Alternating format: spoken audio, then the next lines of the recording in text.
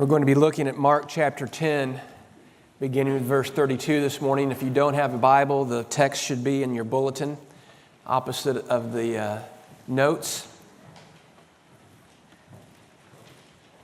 So read along with me, if you would, please. Mark 10, beginning with verse 32. And they were on the road going up to Jerusalem, and Jesus was walking ahead of them.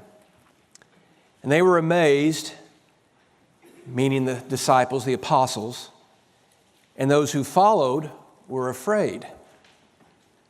And taking the 12 again, he began to tell them what was to happen to him, saying, "See, we're going up to Jerusalem, and the Son of Man will be delivered over to the chief priests and the scribes, and they will condemn him to death and deliver him over to the Gentiles.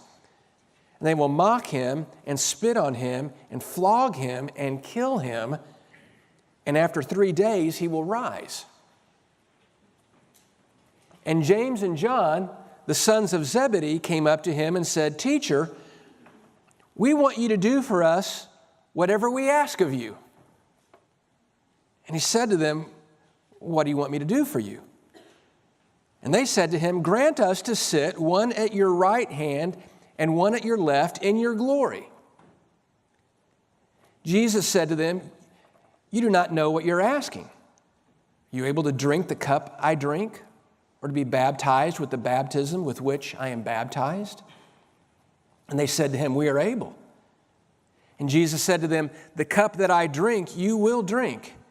And with the baptism with which I am baptized, you will be baptized. But to sit at my right hand or at my left hand is not mine to grant, but it is for those to whom it has been prepared." And when the 10 heard it, they began to be indignant at James and John. And Jesus called them to him and said to them, "You know that those who are considered rulers of the Gentiles lord it over them, and their great ones exercise authority over them. But it shall not be so among you. But whoever would be great among you must be your servant, and whoever would be first among you must be slave of all. For even the Son of Man came not to be served, but to serve, and to give his life as a ransom for many."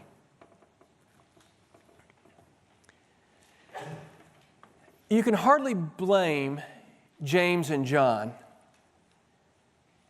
I think they were excited for Jesus to be their leader. And as two of his closest friends, they thought this was their opportunity to make an impact. I don't think we should judge them as hungry for power as much as they just thought the best way to have an influence on others was to be in positions of authority. And they had the confidence to believe that they could have an influence if Jesus allowed them prominent places once he established his rule and his glory.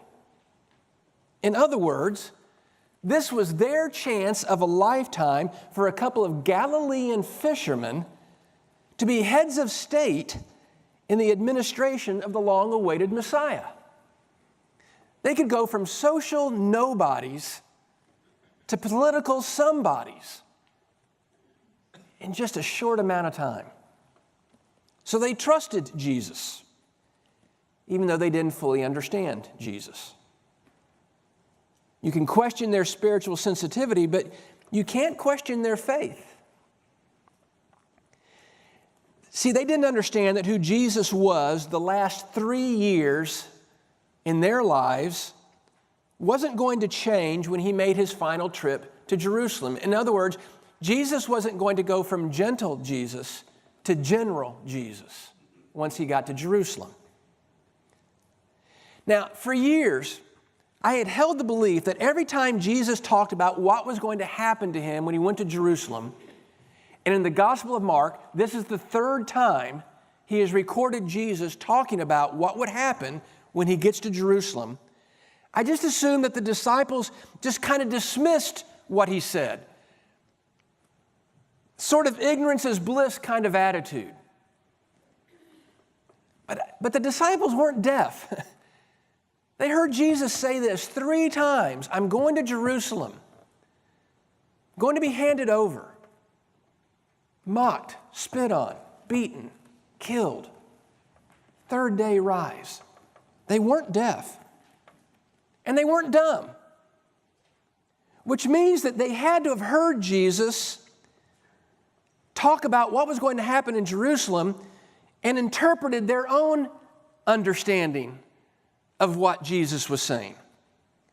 And so Mark tells us they were amazed at his courage for walking into what they believed would be a hornet's nest. Jesus has kind of made that clear. It's not going to be pleasant when we get there. And Mark tells us that the followers were afraid of what might happen when they got there. They clearly heard all the language about suffering, death, rising again, so they must have thought I think they thought Jesus was talking like a commander talks to his troops before a major battle. It's going to be tough. Some of us might not make it. We'll see you on the other side, but we're going to come out on top. After all, that's what leadership is, right? It's the exercise of power. Doing whatever it takes, defeating whoever gets in the way. So in their naive misunderstanding, James and John simply want a place of leadership. I think it's safe to say that the furthest thing from their minds at the time is that for Jesus, leaders care more about serving than being served. Leaders give more than they receive. Great people put other people first. James and John and the rest of the apostles, and now us, are about to receive the hard lesson that leadership is not to be confused with power, control, prominence, and position. The beauty of servanthood is that the prerequisite to be a leader is not that you come from elite status, but that you employ slave status. So my hope and prayer this morning is that for the majority of you who may assume right now that this passage of Scripture is really only helpful to pastors, elders, deacons, and other ministry leaders, that you would see God's call on your life as an influencer and one with the potential to have an impact in other people's lives. And if you understand that call to be an influence and to have an impact, to make a difference, then you'll listen carefully to Jesus' words. If you've been placed in any position of authority, whether it's a classroom, your living room, or a boardroom, listen to Jesus carefully. We've called this sermon series Saved to Serve because once we come to faith in Jesus, we are called to become like Jesus. And as our passage today shows us, even the Son of Man came to earth not to be served, but to serve. That's our calling now as well. Jesus' leadership was unique. Not a king on a throne, but a servant with a towel and a basin of water, prepared to wash feet. Remember, as we looked through the book of Daniel, we continually saw that even though chronologically dynasties and empires lasted perhaps hundreds of years, in the scope of history, they're like a flash in the pan. They come and they go. But Jesus' kingdom is an everlasting kingdom, and its means of growth comes through serving others in humility and honesty, and that's what makes it continue. The kingdom of heaven does not grow by the rules of man. But neither do I want you to be confused. In our text today, Jesus is not diminishing the need for strong leadership. He's simply redefining what strong leadership is. So I've chosen Mark 10 as the text to begin this series because it's foundational to understanding both servanthood and leadership. And it turns out, folks, Those terms are synonymous. To lead is to serve, and when you serve, you lead. Let me say that again. To lead is to serve, and when you serve, you lead. And if we have a hard time believing that, it's because we have bought into the world's method and message about leadership. So let me offer to you what I have found to be a helpful, not necessarily a complete, but a helpful definition of leadership from a book entitled The Making of a Leader by Bobby Clinton, a longtime leader in the Navigator ministry. You have it in your outline. Leadership, he says, is a dynamic process in which a man or woman with God-given capacity influences a specific group of God's people toward His purpose for the group. Let's just break it down just a little bit. It's dynamic. In other words, it's not static. There's not a one-size-fits-all. There's not a certain one and only formula to become a leader. It's dynamic. It changes. And it's a process. Leaders emerge over time. I would contend that as Jesus defines leadership, that there are no born leaders. It is something you must become. And it happens through a process. Now, there are skills, there are insights, there are core abilities, but those are all God-given. It's a God-given capacity. It's not learned in seminars, it's not learned in conferences. Again, you may be born with traits of what the world recognizes as leadership. It's not the same thing as Jesus' leadership. And its aim is to accomplish God's purpose for a specific group. In other words, leadership is influence. All leaders want to make a difference, to have an impact, to exert influence. Certainly James and John did. But they missed what I think is the only element missing from this definition.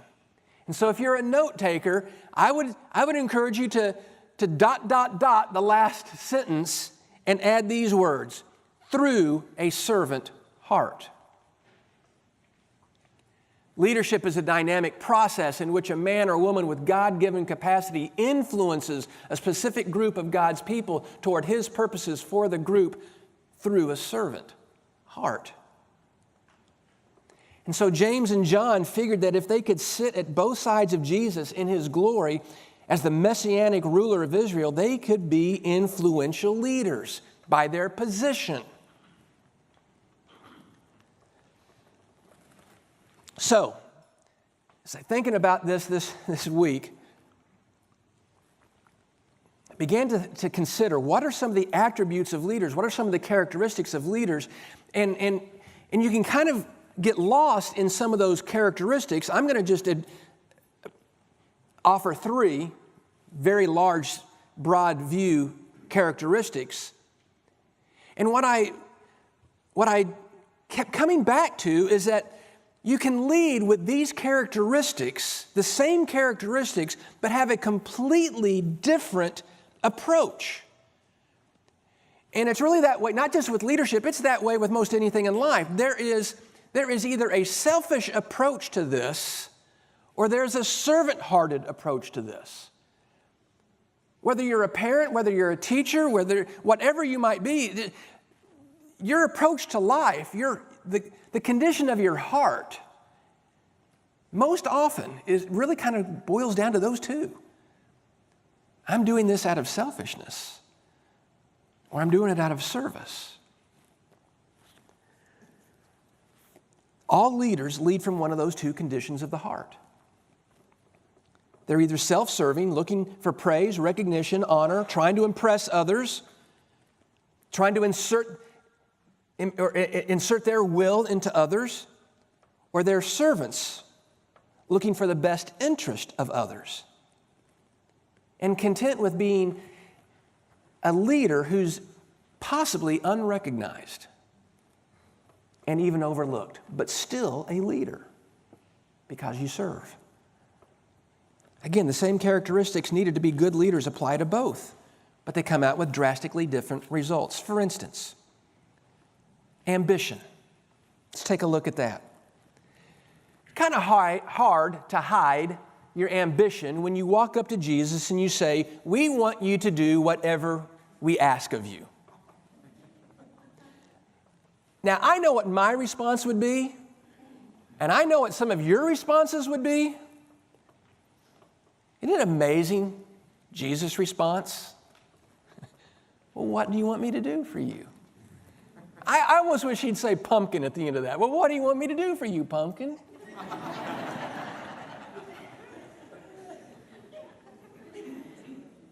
I don't think he's teasing them. I don't think he's stringing them along only to dash their hopes and dreams. I think he wants them to face honestly the condition of their heart. And their selfish ambition comes out in the request of verse 37. "Grant us to sit one at your right hand and one at your left in your glory." When you lead or just even want to lead out of selfishness, ambition is blind to God's will, isn't it? Isn't it interesting that James and John, after hearing what Jesus just said, the way Mark structures the passage is intended. Going up to Jerusalem, I'm going to be handed over, delivered to the Gentiles. The Son of Man is going to be mocked, spit on, flogged, killed, 3 days rise again. And James and John, the sons of Zebedee, come up to him and say, "Teacher, we want you to do whatever we ask of you." They don't ask, "Teacher, what can we do to help you? What do you want of us? Where do we fit into this? What can we do to minister to you?" Don't hear that, do you? Instead, they ask Jesus how he can serve them. So, question, how familiar does this sound to your prayer life? Does it kind of have a ring of reality to it? Do you find yourself sounding more like James and John in your prayers? When ambition is selfish, it sounds selfish. It seeks what's best for the self. It's blind. It's numb to the needs of others, which is why Paul has to be so clear, so succinct, so blunt in Philippians 2:3. "Do nothing from selfish ambition or conceit, but in humility count others better than yourselves." But ambition alone is not the problem. It's the heart that's the problem. It's the source of where this ambition comes from. Because when the heart is set on servanthood, ambition then is driven to do God's will. So, trick question. Who's the most ambitious person in this scenario that we just read? It's Jesus. Jesus is the most ambitious person in this passage. So ambitious that he's willing to give his life for God's mission. The difference? The source of his ambition and James and John's ambition. James and John are blind to God's will. That's clear when Jesus says, "You don't know really what you're asking." In other words, you don't really know God's mission. You don't even know God's call on your life. Jesus is in the heart of God's will. I think also of the Apostle Paul, don't you? A lot of words you could use to describe Paul. Ambition would be one of them. All for the sake of the gospel. And so he would say in 1 Corinthians 9, verse 19, "For though I am free from all, I have made myself a servant to all, that I might win more of them." taken my ambition and I am keeping it in the will of God, and I am driven by the will of God. There's nothing wrong with the ambition. It's where it comes from. It's the heart. So just because servanthood is the key to good leadership doesn't mean either that we want to water it down. There's nothing wrong with being ambitious to do God's will. I'm not offering, neither is Jesus offering a leader who's just kind of like, milk toast, weak sauce, mamby-pamby. I don't know what mamby-pamby means. I don't know what mamby means or pamby, but when you put them together, it's bad, right? He's not offering that. He's not looking for mamby-pamby leaders. They are ambitious. They are driven to do God's will, give Him glory. No matter the cost. No matter the cost. Second characteristic of leadership is authority. This whole issue of what it means to have authority. See, if it didn't apply, there wouldn't be any reason for Jesus to use the example He did. So in verse 42, He has to call the apostles together. It's like a huddle up. All right, guys, come on. You know that those who are considered rulers of the Gentiles lord it over them, and their great ones exercise authority over them. It's like, you know this. You've lived this. You've seen it. You've seen the Roman soldiers. You've seen the top-down leadership. You've seen this. When self is the source of leadership, authority is seen as rulership. It's not just being in charge, it's making sure you keep others from being in charge. It's not just having authority, it's exercising authority over people. It's saying my way or the highway. Have you ever known authority as leadership is never relational, is it? It's always confrontational. That's the world's model and method, to which Jesus says, again, bluntly, it shall not be this way with you.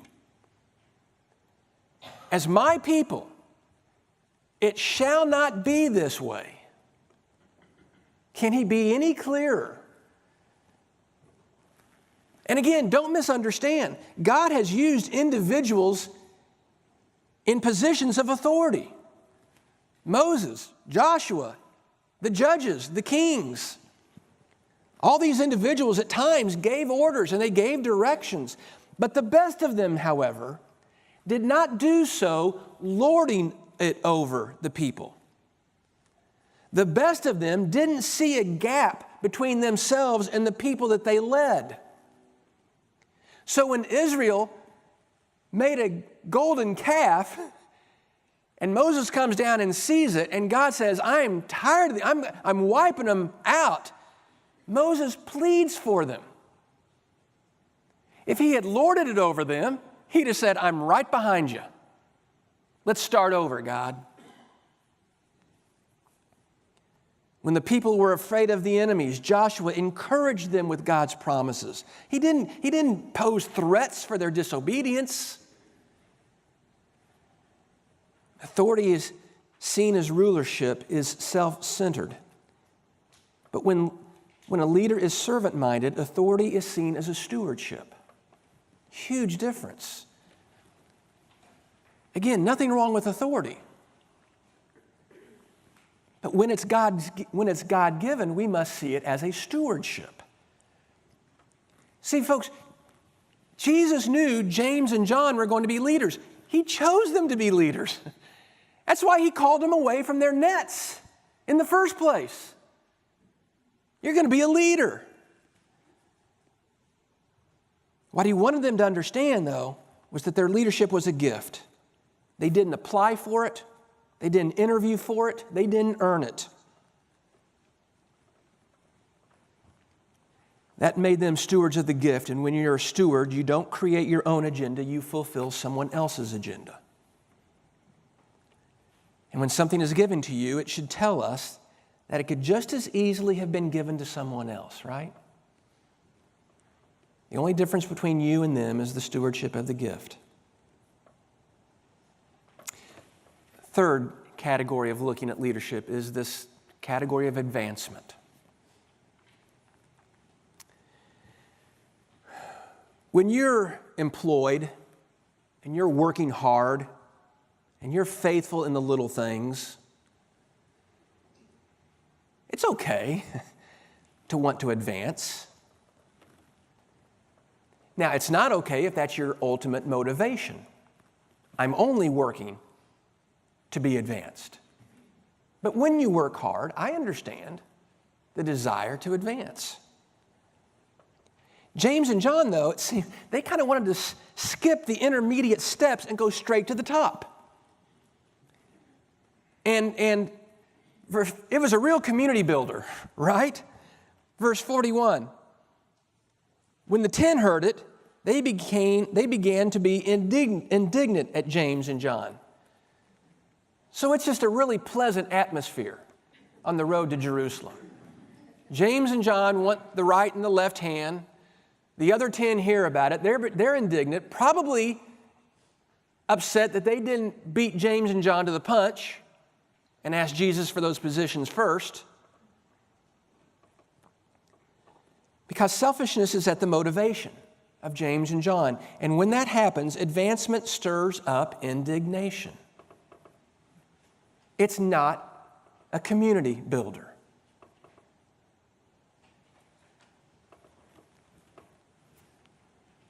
But when you have a servant heart, you're okay to desire advancement as long as you understand it means subjection. After the brothers' request, Jesus speaks to them in terms they thought they understood, but really at the time didn't. You don't know what you're asking. Are you able to drink the cup that I drink, or to be baptized with the baptism with which I'm baptized? Yeah, we're able, they said. Well, the cup that I drink, you will drink. The baptism with which I'm baptized, you will be baptized.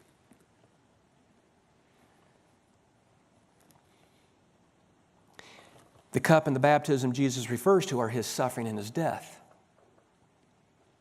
For Jesus, they're the fulfillment of his mission as the Messiah. For James and John, and you and me, the cup and baptism would reveal faithfulness and fellowship with Jesus. And as Jesus said, they would drink his cup and they would be baptized with his baptism. We read that when we studied the book of Acts. Remember, chapter 12 of the book of Acts, verse 1. About that time, Herod the king laid violent hands on some who belonged to the church, and he killed James, the brother of John, with the sword. Probably a beheading. And when he saw that it pleased the Jews, he proceeded to arrest Peter also, and that's the occasion when Peter escapes from prison miraculously. And then what of John? Well, John was chosen to live a long life, but it didn't mean that it was free from the cup of trials. Revelation 1:9, I, John, your brother, partner in the tribulation and the kingdom and the patient endurance that are in Jesus, was on the island called Patmos on account of the Word of God. He's been exiled because of the Word of God and the testimony of Jesus. Far from the way you and I want to spend our retirement years. James and John approach Jesus in a spirit of selfishness, wanting to be influencers. But their greatest influence, ironically, their greatest influence would be felt the same way Jesus' greatest influence was felt, through suffering and death. They influenced ultimately by being servants. Well, we can't leave this lesson without focusing more on verses 43 through 45. It shall not be so among you. Whoever will be great among you must be your servant, and whoever would be first among you must be slave of all. For even the Son of Man came not to be served, but to serve, and to give his life as a ransom for many. Of all the confusing passages of Scripture, it's the ones that we understand that are the hardest, right? And we understand this all too well. It's radical, which sometimes drives us to reinterpret certain words. Great. What's greatness? Servant. First. Slave. Well, Jesus didn't really mean, yeah, he did. You understood it the first time. That's why you're trying to change it.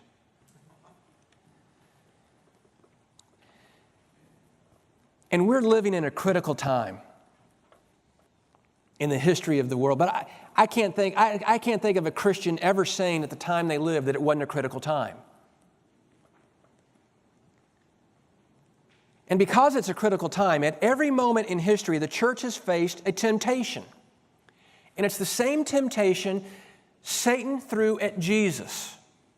It was the temptation of power. When Jesus was on a high spot on a mountain and was overlooking the kingdoms of the earth. And however that played out, whether it's just a voice in his head, whether it was a presence, Satan said to Jesus, look at it. It could all be yours. Just worship me. The temptation of greatness, which to us means power. And so we try hard to convince ourselves that having power is not the bad thing because we can take our power and we can use it for good, right? How often do we? How often in the history of the church have they used power properly?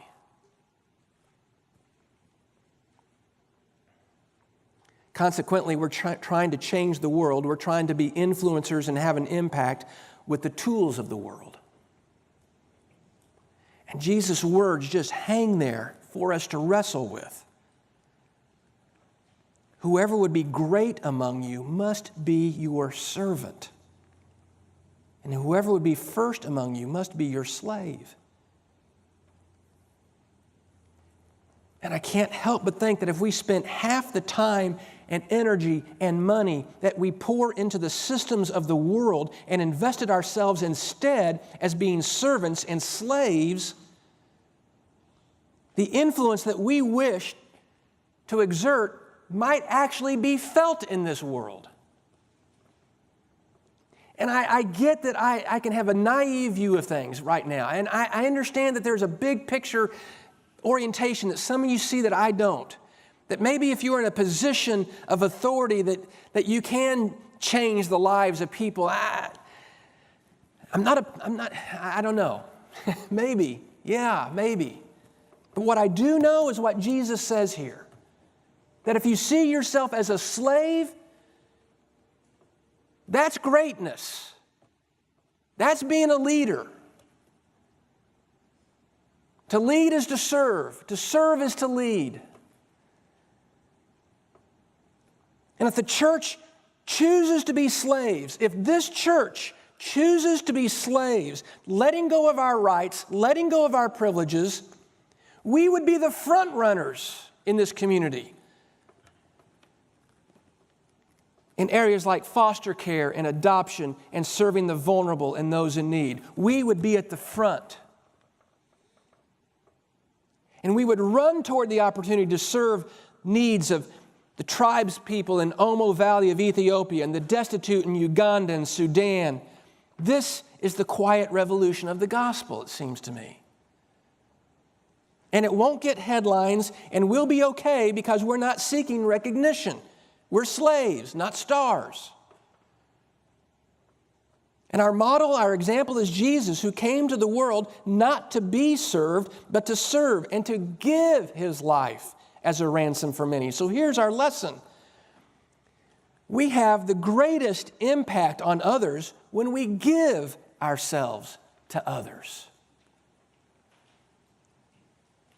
Not consult with others, not set policy for others, not ruling others, but serving others.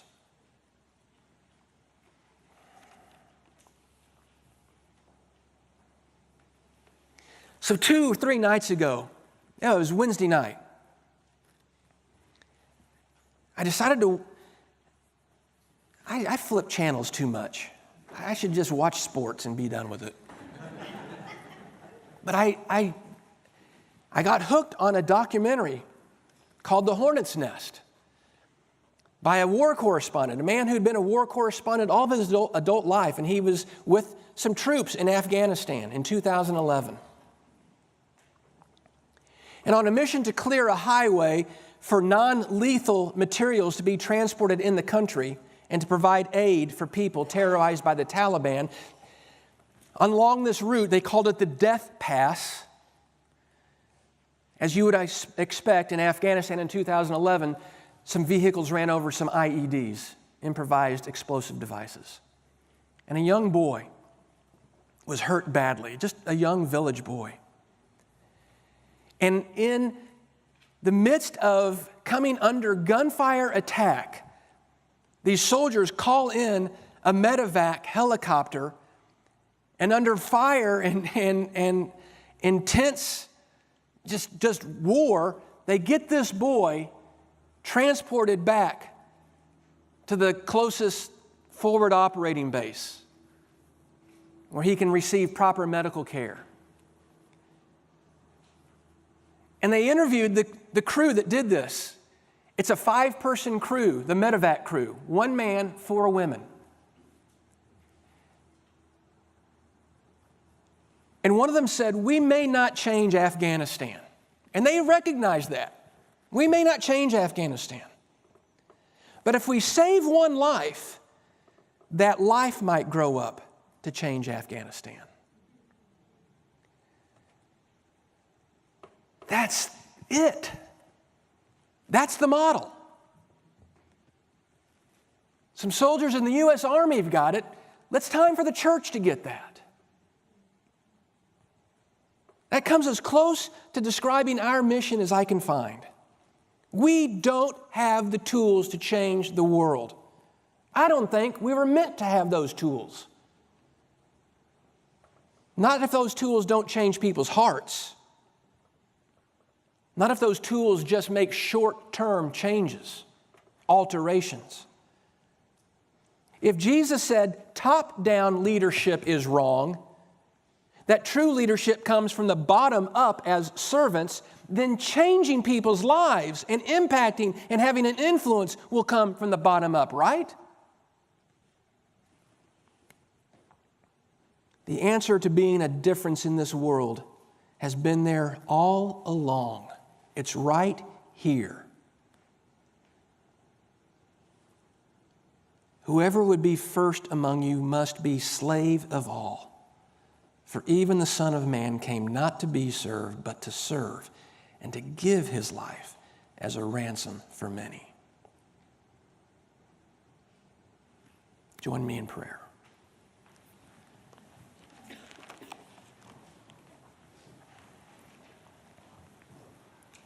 We're asking you this morning, Father, for the heart of your Son, whose Spirit lives in us, and that we would reflect the Son of Man. Embrace and accept servanthood, even being slaves to the world, that we might influence some who would influence others and who would influence others. This is our prayer. In his name, amen.